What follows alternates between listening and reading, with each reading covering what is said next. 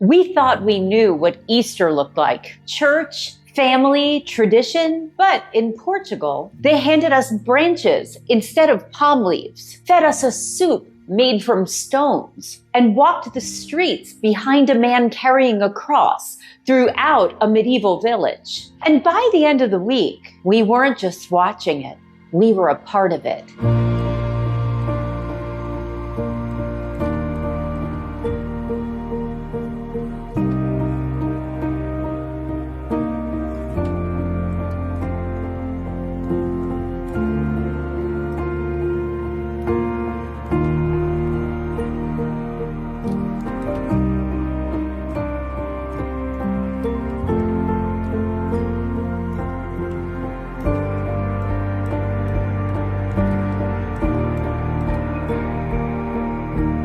For me, this year, Easter felt older, communal, and more intentional, and honestly, more personal. It started with Palm Sunday in our local church, the Igreja de Bairro, and right away, something felt different. We didn't walk straight inside. We were guided around the side of the church, where everyone was gathered. They handed me something unexpected, small bouquets called Ramos, a mix of olive branches and rosemary. Each part meant something. The olive branches for peace, blessing, and the presence of God. The rosemary for protection, remembrance, and tradition. The priest blessed them with holy water, making it feel like you were carrying something sacred back into your everyday life. Some people keep them all year round, a quiet blessing over their house. Those same branches are burned the following year on Ash Wednesday. So what begins as blessing returns a year later as remembrance. Then the children led the way, singing, carrying palms, walking from outside into the church. And it didn't feel symbolic. It felt like stepping into the story. Afterwards, in the next door community center, everything changed. A full soup fundraiser supporting the youth group heading to South Korea in 2027. But this wasn't just one soup. Oh no, it was a variety of Portuguese homemade soups. A long line of cables filled with steaming different pots, each one made by someone local. This wasn't just about the food. It was about people bringing what they had and sharing it. One soup especially stood out, sopa de pedra, stone soup. The story comes out of a time of extreme poverty in Portugal. A poor friar traveling on pilgrimage arrived in the village of Ourém. He was hungry, but too proud to beg. So instead, he knocked on the door of a house and asked for something unusual, just a pot. He told them he could make something, a delicious and filling stone soup. Curious and a little skeptical, the woman gave him a pot, and the village hung the large pot over a fire and filled it with water and waited. The friar stepped forward slowly, reached into his pocket, and pulled out a smooth, carefully cleaned stone. And without a word, he dropped it into the boiling water. After a while, he tasted the broth and paused. "It's good," he said, "but it needs a little seasoning." So a village woman brought him salt. He tasted it again, nodded. "You know, it might be even better with a bit of chorizo or pork belly." So the village butcher brought it and added it. A few minutes later, he leaned in again.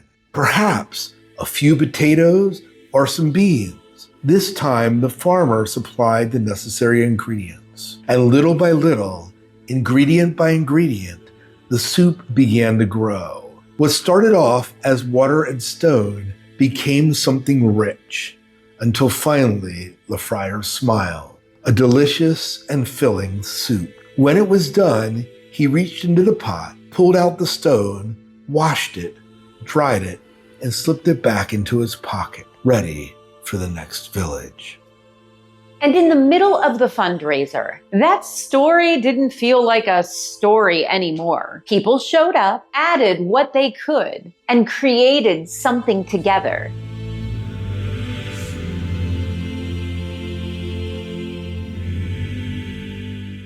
A few days later, we were in medieval Ourém. inside Nossa Senhora das Misericórdias Church for a choral Easter concert performed by the Fatima chorus, and the sound in that church was incredible.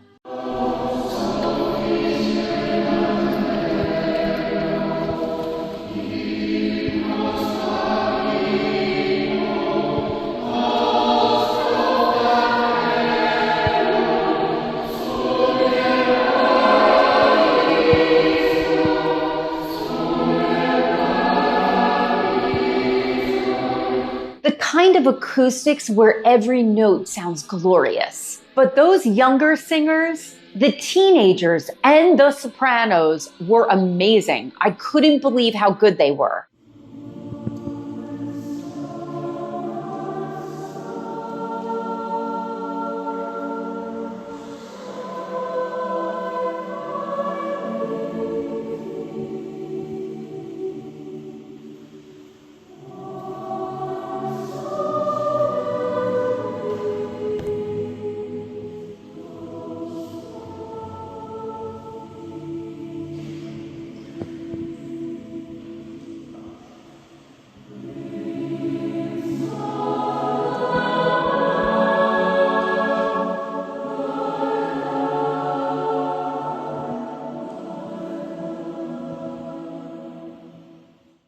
Then on Friday, everything changed again. It began in front of that same church in medieval Ourém. An actor portraying Jesus Christ arrived in the town on a real donkey. And from that moment, it wasn't just the procession. It was a story unfolding. The community reenacted the washing of feet, the Last Supper, and the betrayal. All of that right there in the front of the church. And then the whole thing moved. What followed was the Via Sacra, the walking together past the stations of the cross, following the same path as Christ carried the cross through the streets of medieval Ourém. For years, I was a part of reimagining the same story at Sight and Sound Theaters in Lancaster County, Pennsylvania in the United States. A multi-million-dollar professional production. But here, it felt closer. Because these weren't actors on an enormous stage. These were people from the local community,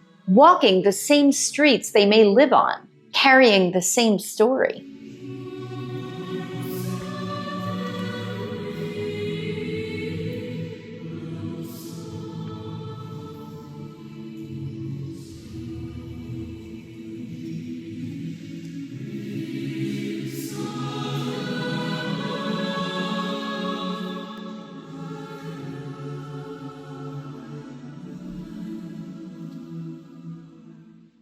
By Easter Sunday, we thought we understood the week, but we didn't. Not yet. We were invited back to the local church of Bairro. I was invited by the local community ladies to sing a special song in church on that day, How Great Thou Art. And I sang it in English with Scott on guitar.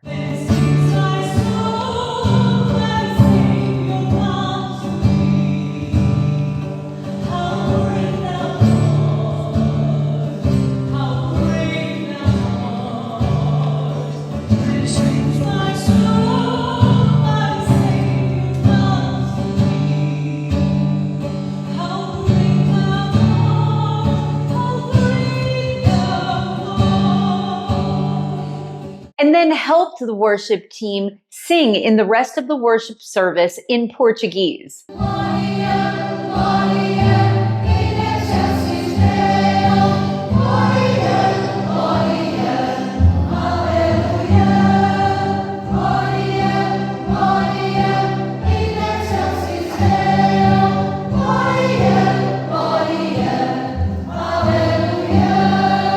It was definitely a challenge. But the community just welcomed me in. It finally stopped feeling like we were experiencing Portugal and started feeling like we belonged. We ended Easter the way that we have known it for years, a meal inspired by the Pennsylvania Dutch country, of which Scott is a part of, and where we've spent most of our marriage together. And yes, Scott made his favorite peach pie. And as always, it was amazing. The kind of good that brings you right back to something familiar, even though you're thousands of miles from where you used to live.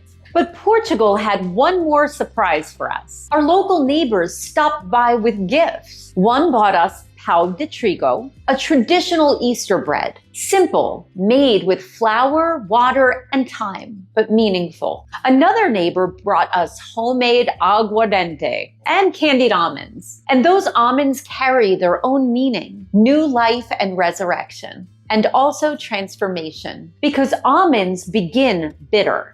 They have to be changed, sweetened, and transformed. Sweetness after hardship, life after struggle. And one more thing we noticed. We did not see any Easter egg hunts. So why are there no Easter egg hunts here in Portugal? It's because the Portuguese celebrate Easter completely different than the United States. Here, Easter is deeply Catholic. It's about church, processions, and family tradition. Kids still get treats, chocolate eggs, and sweet breads called falar, but nobody is hiding them in their yard. In the United States, holidays often become big activities. In Portugal, they stay rituals. We came into this week expecting Easter, but what we found was something deeper. Not just a holiday, but a community, a rhythm, a way of living that doesn't just remember tradition, but lives it. All the world knows, my Lord,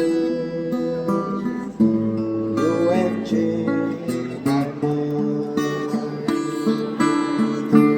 All the world knows, my Lord, you have changed my mind. Das Misericórdias. Das Misericórdias. Das Misericórdias.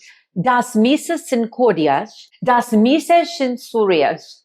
Das Misericórdias. I can't do it. Das Misericórdias. Misericórdias. This is awful. Okay. Absolutely terrible. Nossa Senhora das Misericórdias. Misericórdias. Misericórdias. Misericórdias. Okay, ready? Try No, it. I'm not ready. Okay. Let's do it. Okay. Inside Nossa Senhora Inside Nossa Senhora das Misericórdias. das Misericórdias. Das Misericórdias. Das Misericórdias. Das Misericórdias. You want to put sa, but it's All right, let me just read it because this is awful.